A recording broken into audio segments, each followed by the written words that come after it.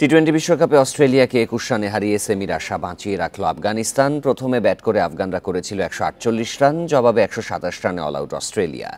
ইতিহাসের প্রথম বোলার হিসেবে টানা ২ টি-20তে হ্যাট্রিক করেও প্যাট কামিন্স থেকে গেলেন হেরে যাওয়া দলে।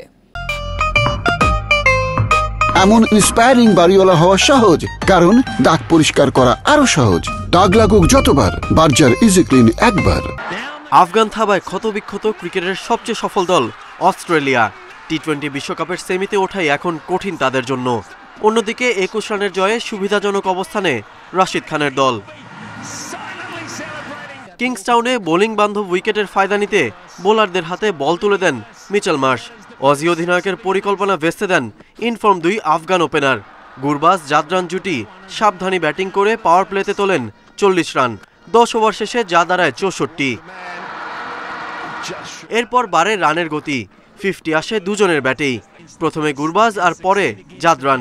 ওপেনিংয়ে ১১৮ রান তুলে অজিদের চাপে ফেলে আফগানিস্তান।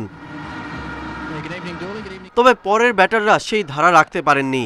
শেষ ৪ ওভারে মাত্র ৩০ রান তুলতে ৬ উইকেট হারায় তারা। এর মাঝে আবার হ্যাট্রিকও করেন প্যাট কামিন্স। ইতিহাসে প্রথমবার টানা ২ টি-20তে হ্যাট্রিক করলেন কোনো বোলার। আগের ম্যাচে বাংলাদেশের বিপক্ষেও ছিল একই সাফল্য। প্রথম ওভারেই ট্রাভিস হেডকে ফিরিয়ে জয়ের গল্প লেখা শুরু করেন পেসার নভিন। ৩২ রানের মধ্যে মার্শ আর ওয়ার্নার ফিরলে ম্যাচের নিয়ন্ত্রণ নেয় আফগানরা। লড়াইটা এক পর্যায়ে ছিল Maxwell versus Afghanistan. Stoinis, Tim David, Matthew ওয়েডরা অল্প রানে ফেরায় জয়ের সুবাস পেতে শুরু করে আফগানরা। ৫৯ রান করে ম্যাক্সওয়েলের আউটের পর জয় ছিল সময়ের ব্যাপার। শেষ পর্যন্ত ১২৭ রানে অল আউট হয়ে ২১ রানে হার অস্ট্রেলিয়ার।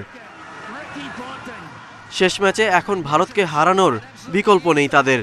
অন্যদিকে আফগানিস্তানের শেষ ম্যাচ বাংলাদেশের বিপক্ষে। Galib Hasan, independent news.